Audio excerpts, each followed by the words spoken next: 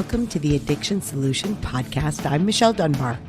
Enjoy listening and watching as addiction experts Mark Sheeran and I cover controversial as well as helpful topics on addiction, how to move past it, and other related subjects.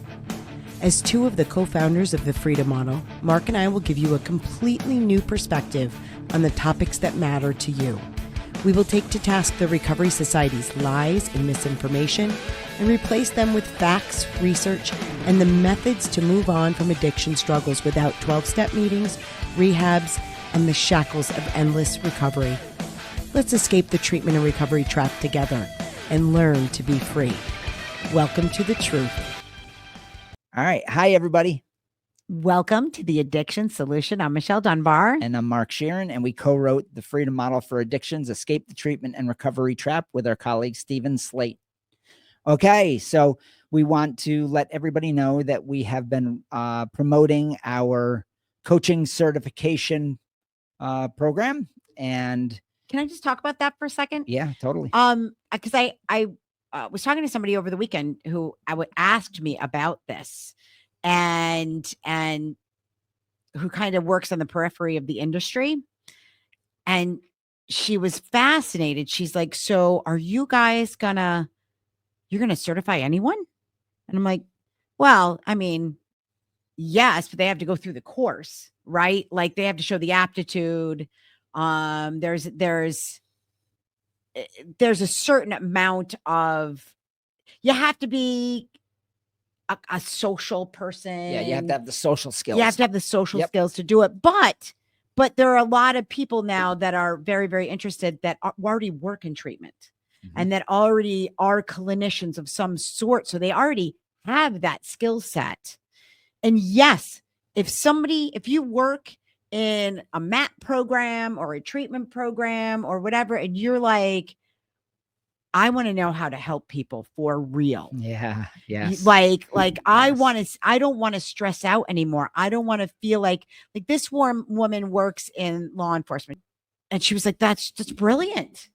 It's she goes, I might be interested in doing something like that because so many of the people that I work with have these issues and to be able to provide that service to them and show them how they can change their lives. That's tremendous. It's phenomenal. Yeah. And so Yes. yeah, we're welcoming people from the industry. We're welcoming people from law enforcement. We're welcoming people from the mental health industry. Wherever you do, wherever you are, if you work with the addicted population and you want to, number one, not stress out about it anymore, not feel burnt out, that is, you're watching people go in and out of the revolving door and you want that to end. You want to feel good at the end of the day. Like I'm telling you, we go home feeling like $1 million every damn day. Yes, that's really important. So we just put out an informational video, and it's on YouTube about burnout. Yeah. And that 6 in 10 clinicians in the addiction help field feel like they want to throw in the towel. And so we did this. And many do. It has a high turnover rate. The highest of any industry. That's saying something. Mental health too, by the way. Yeah. So, so take a look at that YouTube video, and you'll want to watch this episode because we're going to talk about freedom, and we're going to talk about a topic that's apropos to those people that do feel burnout, are tired of working in the addiction help industry and feeling like something's amiss. I can't tell you. And me and Michelle have talked about this, and she'll agree. When we talk to people in the industry and we say, do you feel like there's something amiss? Like when you have a client that is quote unquote addicted, do you immediately go, oh boy, I'm not sure. And you feel like you're back on your heels and you don't feel competent in it. And you don't want to send them to another AA meeting. You don't want to send them to another rehab because you've watched people come back to you as a clinician over and over again in worse shape. And people go, yeah, that's me. Yeah, totally. So this training is for you. Yeah. Where you don't have to go to work on your heels anymore, feeling like, oh God, I'm not good at this. We'll show you how to be great at it. We've been doing it for 36 years and we do it every day. And people say, how do you do that? Well, when you're successful, it's easy. Well, exactly. And look there is a difference between, I can remember when we first started, every person that went and didn't do well or really struggled, I felt that personally. I felt like somehow I had failed them. Yep. And in a, in a sense, when you're providing the wrong information, you kind of are failing people, right? Yeah. But when you're providing information that you're confident in, that you know is the truth, and you allow for that person's autonomy, like, and freedom. I mean, we're going to talk about freedom today. You like, people are free to like what they want, to do what they want. They like, you don't, it is not your responsibility to direct somebody else's life, because number one, you can't anyways. Right. Right. So, I mean, anybody that's had a child, when that kid learns to walk, Yeah. I mean, all bets are off. All bets are off. They're Like, autonomous. they are autonomous little creatures. So, and you definitely can't get in their mind. You don't know what they're thinking or feeling. And so even as a mental health clinician, when you get somebody you're working with depression, for example, all you can do is challenge those beliefs. All you can do is provide them information so they can question what they're thinking, which is life is futile, right? I mean, depression, that's what it is. And you can't get in their mind and change it for them. So when you realize, okay, the only person I can change is me, and the only thing I can do for someone else is provide them factual information and listen, right? Be a good listener. It changes everything. Yeah, it does. It does. It's amazing. So let's transition. So if you're interested in the certification program and you want to be certified in the Freedom Model and change the way you help people to a more effective model, where are they going to go? They're going to go to thefreedommodel.org/certification. There is an application on that page. Okay. Fill out that application. Let us know you're interested. It'll take you to a page that will give you detailed information, and I will also email you. That's right. And then one of us is going to contact you by phone or text, and we want to talk to you. We want to set up an interview with you. Yep. If you've already done an application and we haven't contacted you yet, look in your spam or junk folder, because you did get an email from us, at least one, probably two or three at this point. And check your text messages. We're going to be reaching out to people again that we haven't yet heard from, and this coming week, to set up an interview with you. So, and it's a quick interview. I mean, the couple we've had have lasted almost an hour, but we end up having a good conversation. We end up having a great conversation with the people that are interested in certification. So, so there you go.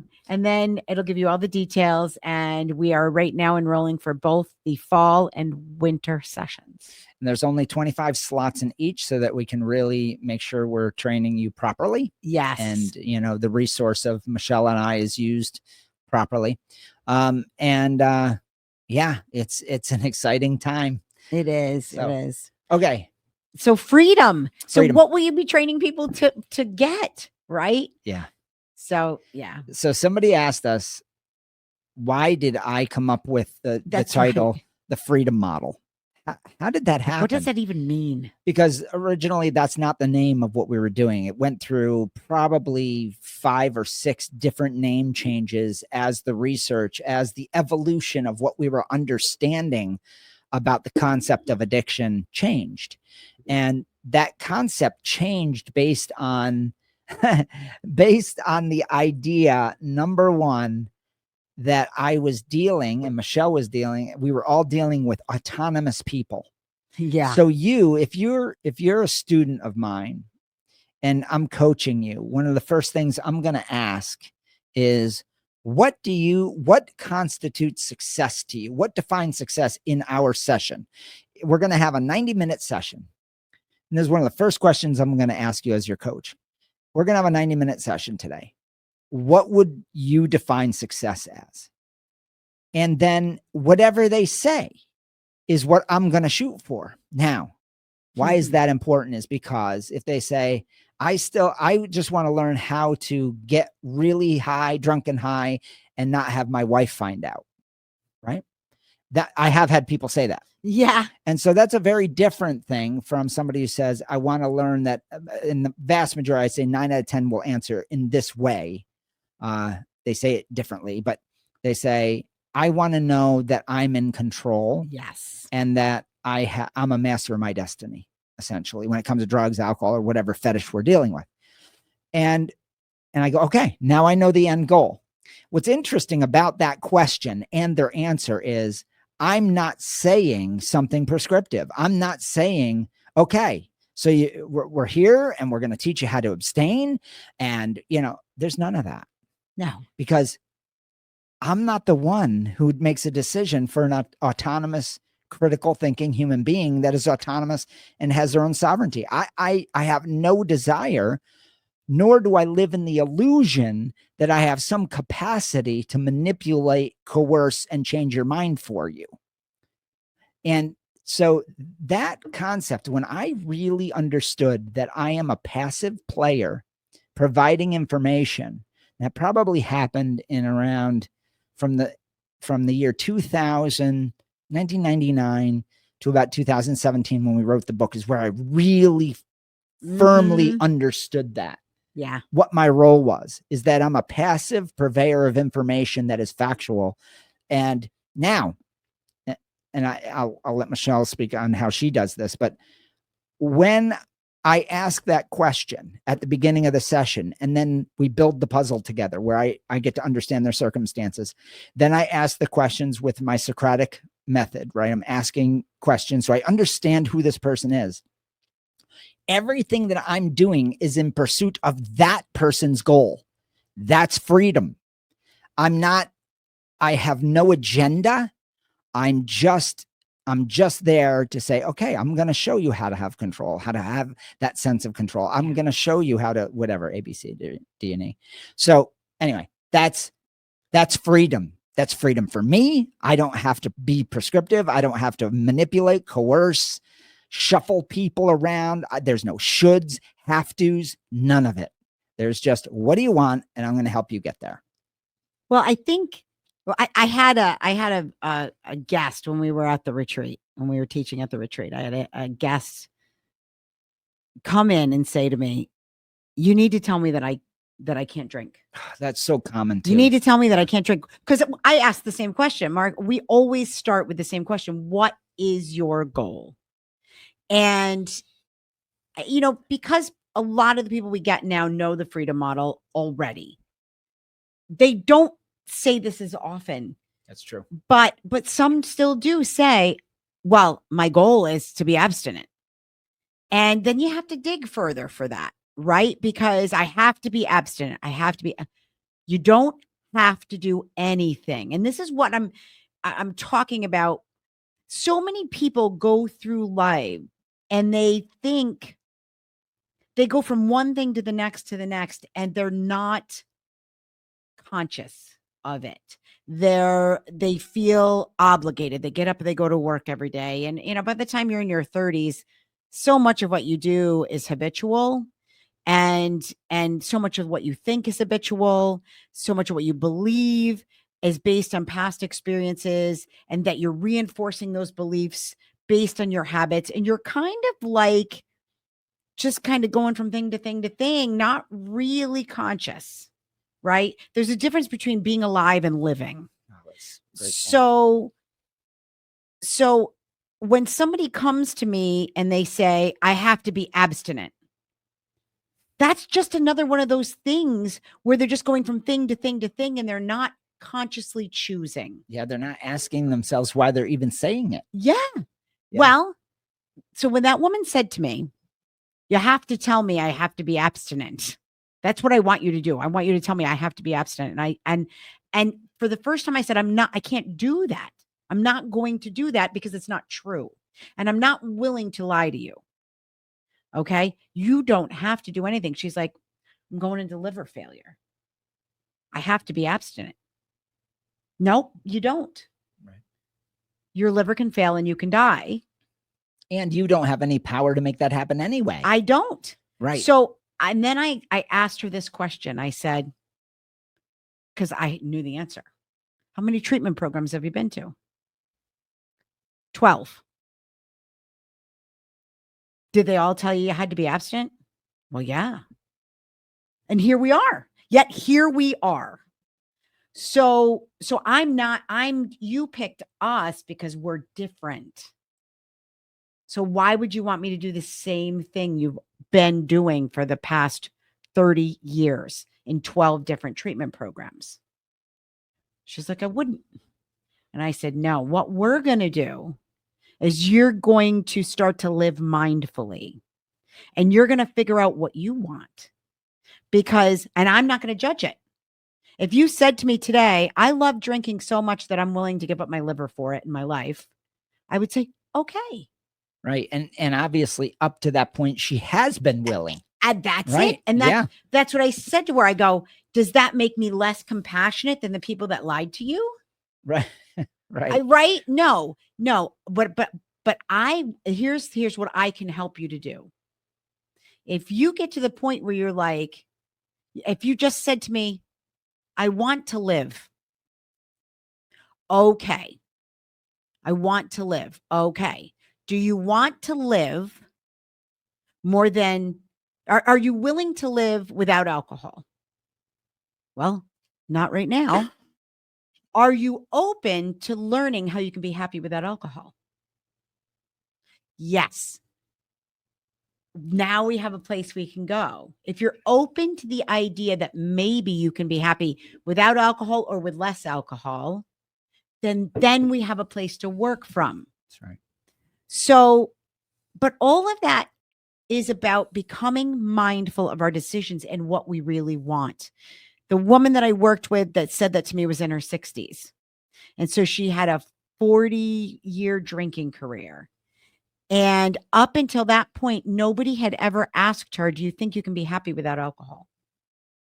Not one treatment program. Yeah, it's unbelievable. It's unbelievable because a treatment program is based on control. Yes. So you have you have to not drink. That's right. You have the freedom model and then you have the control model.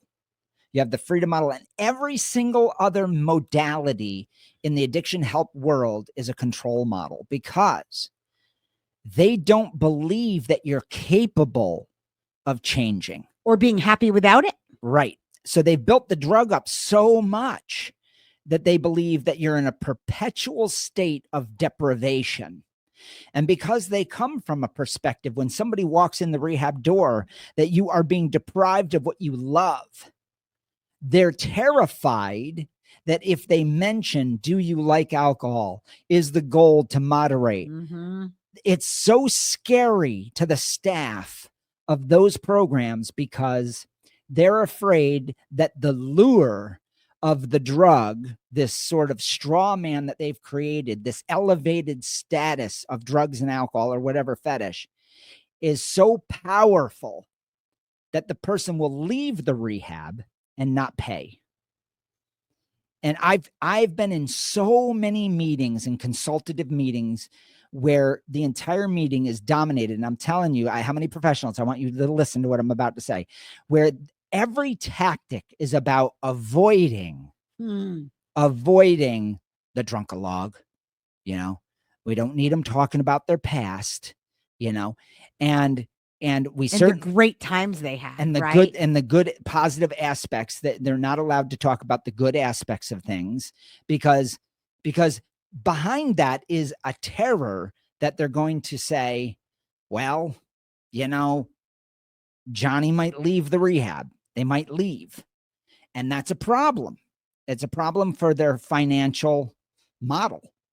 And so they'll do everything in their power to control those people.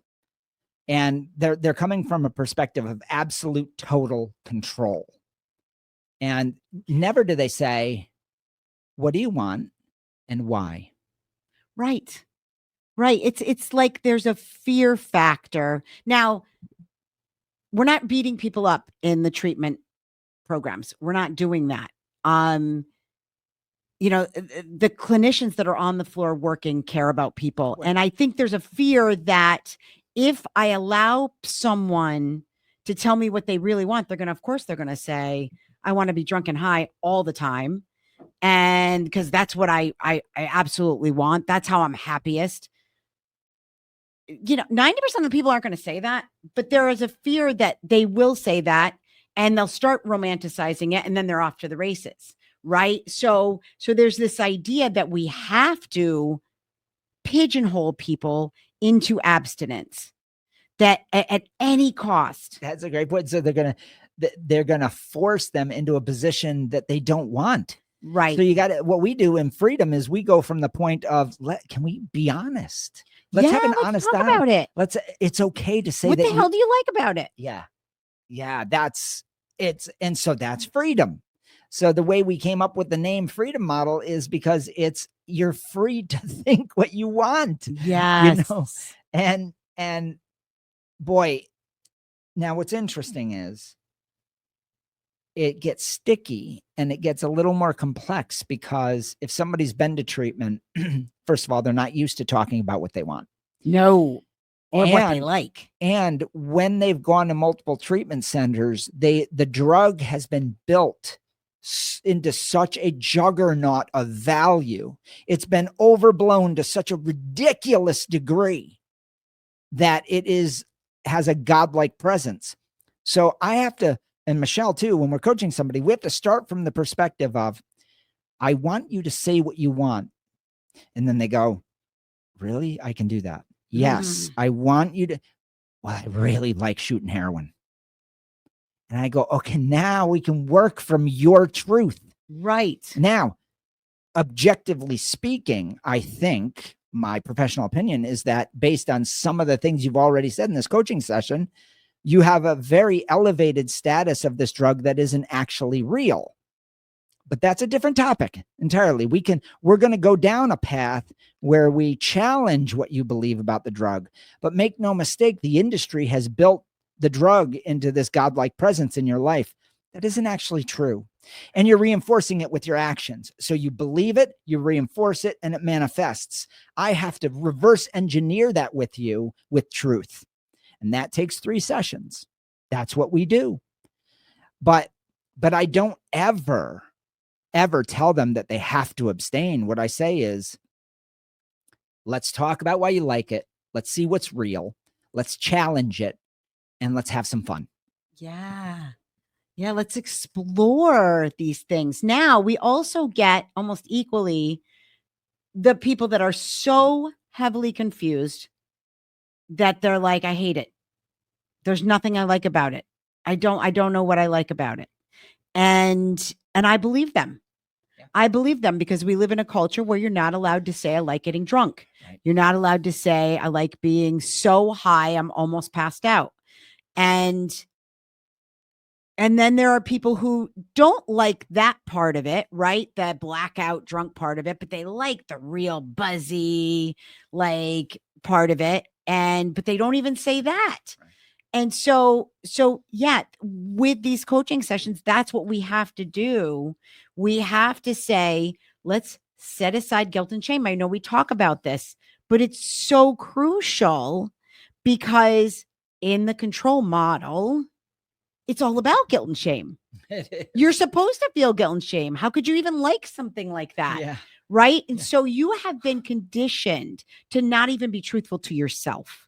And the clinicians, I want to speak to them right now. The clinicians are out there going, I know it's counterproductive. Like they know in their heart that when they're trying to say to their client, you shouldn't like this, let's sit down and write down all the consequences. Negative.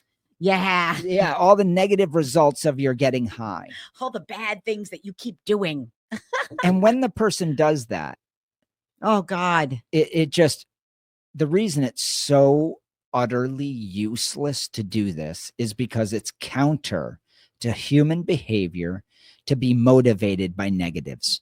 Right. So the whole model of control, of controlling people, the whole point of control, whether it's through governments, through the tyranny of experts at rehabs, whether it's through a clinician, is I'm going to make you fearful of said object or situation so that you avoid it. The problem is the person obviously does not see it that way. Right. And that point is ignored in every single program. When I deal with somebody with a PMO issue, for instance, let's say the guy's 25 years old and he has a serious masturbation issue with internet, and his whole life is falling apart because of this. And a lot of these guys are thinking suicide. I mean, it's a it's real, really awful, massive, significant problem in their life. Mm-hmm. The first thing I do is I talk in complete, explicit, plain language, like we're in the street talking about porn.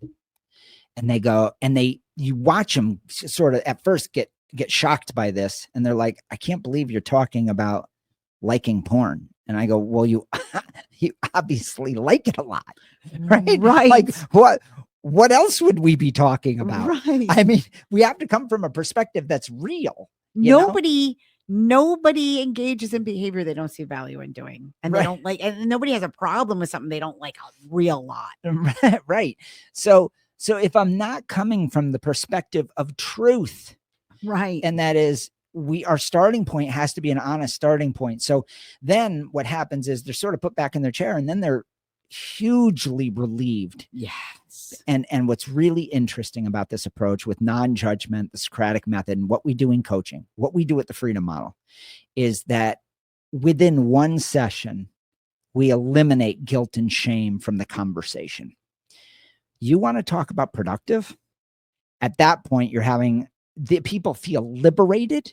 These are words of freedom, aren't they? They feel heard and seen and known. Yeah. Right. I mean, that's so huge when you're trying to help somebody with a problem that they feel ashamed about, is allowing them to be who they are. Yeah.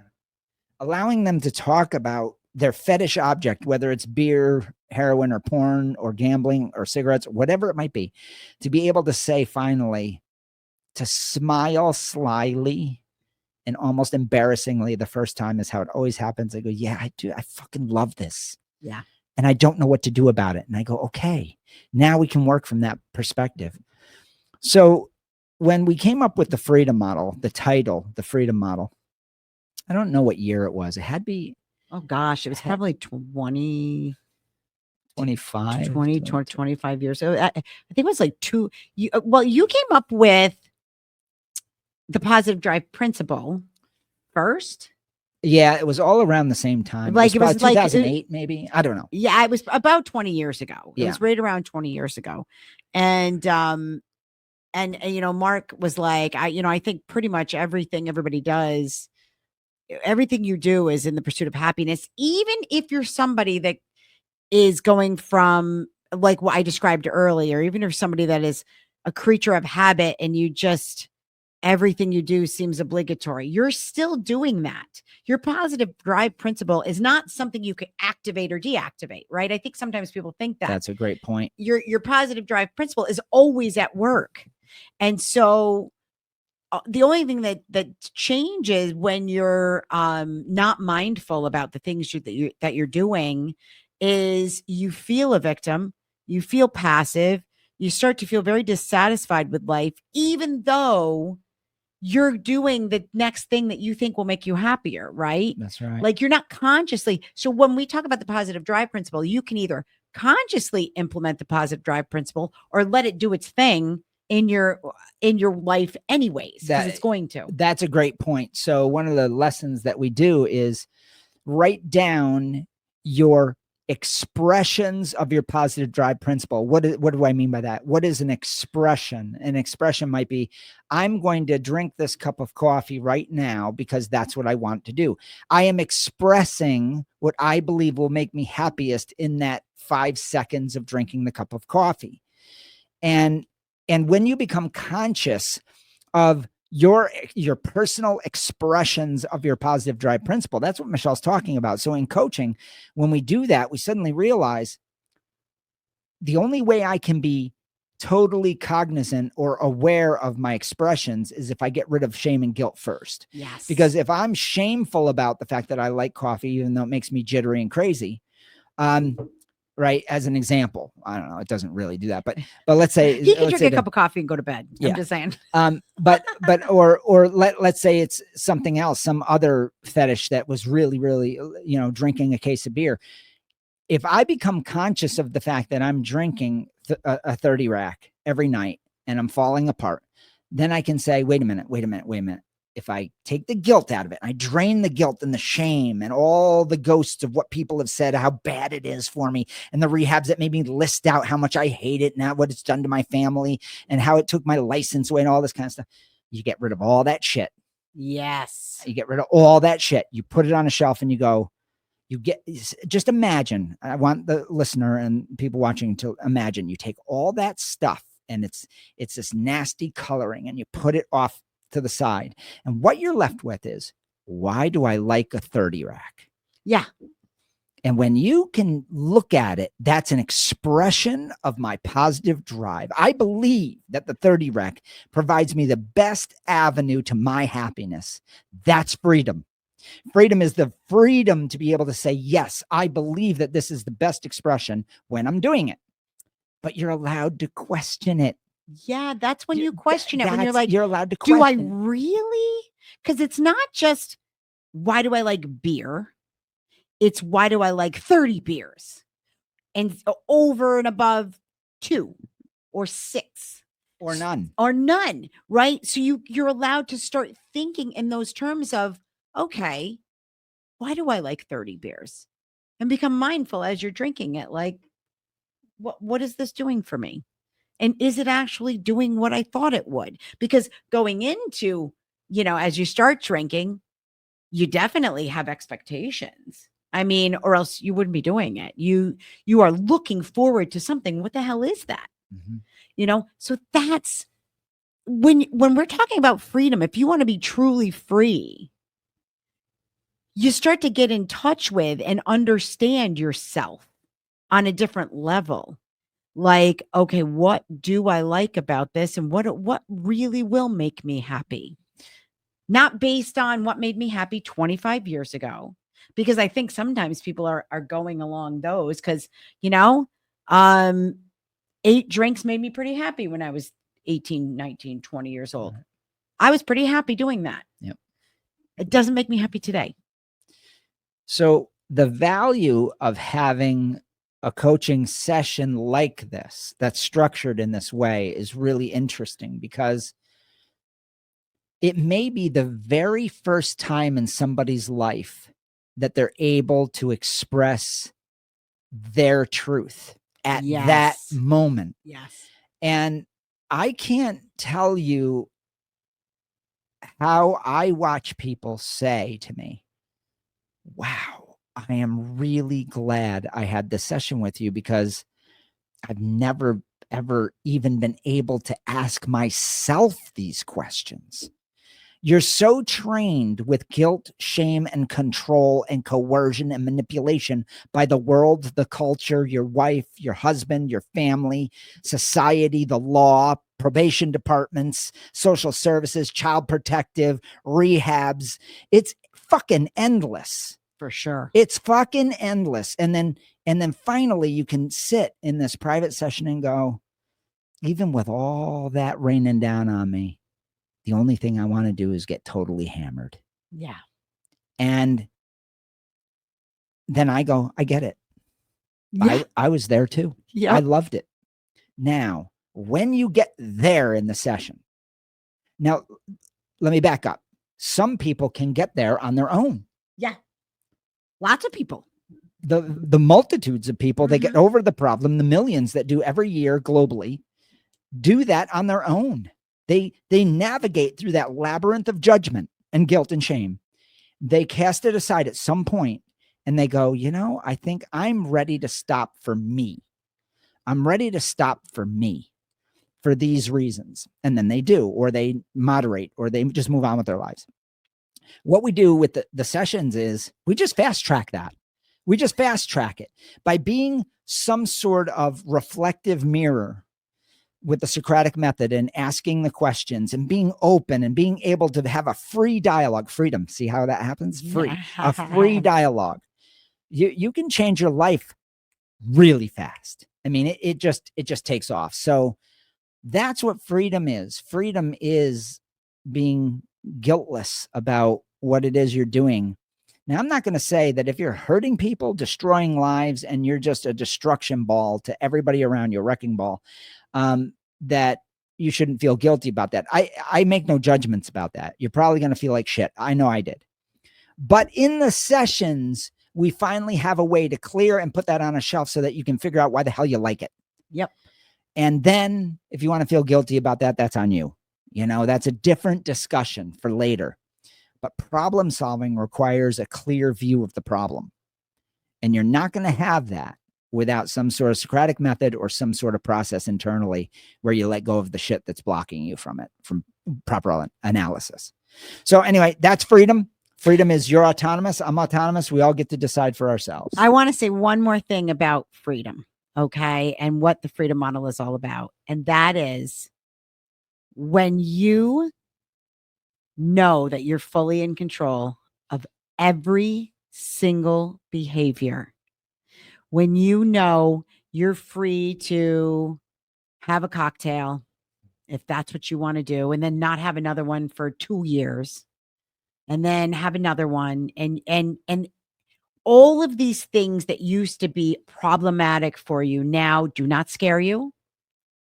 Like, and they don't run your life. You're not planning your next drunk, even if it's 6 months down the road. You're just this person that goes along and knows exactly what they want. Maybe not at every moment of the day, because life is life, right? And things happen. But that you're not afraid. Yeah. You don't feel a slave to anything, nothing. Right? That's freedom to me. Yeah. Yeah, So, that's everything. So look at, if you're ready, if you're a clinician and you're ready to finally feel really good about what you're doing, and you'll have the freedom to be able to have the right conversations with people where you'll be super effective. Check out what we're doing. Check out the certification. Get our app. That's what the QR code is right there. That's everything's always backwards. yeah, there it is. And that's got a sampling of everything that we do. If you don't know about the freedom model, and get our book, it'll blow your mind. It'll change your life. Yeah, it sure will. So yeah, thefreedommodel.org is our website. If you have questions, you want to talk to us, our phone number, if you're watching, is at the top of the screen over there. Or it's 888-424-2626. We are happy to talk with you. That we answer that line most of the time. So, all right. And if you don't get us, leave a voicemail. I will not call back if people don't leave voicemails. We don't return calls because we get a lot of calls and hangups. And I just don't do that to people. That's right. But please leave a voicemail. We will call you back as soon as we can. We will. All right, everybody. If you're in the US, have a happy Independence Day, celebrating your freedom. All right, everybody. Take care. Bye.